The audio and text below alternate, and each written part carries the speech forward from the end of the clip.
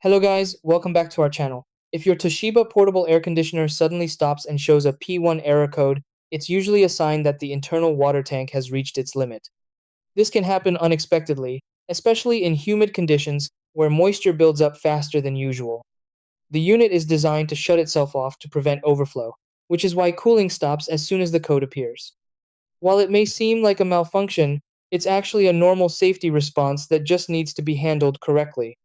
Once the excess water is drained and the system is reset, the AC can go back to working normally. In this video, I'll show you exactly how to clear the P1 error and get your Toshiba portable AC running again. Try these. Step 1. Switch off the air conditioner and unplug it from the outlet. Step 2. Place a container beneath the drain outlet. Step 3. Open the drain plug carefully to release collected water. Step 4. Let all the water drain out completely. Step 5. Close the drain plug securely after draining. Step 6. Plug the unit back in and restart to confirm the error is cleared.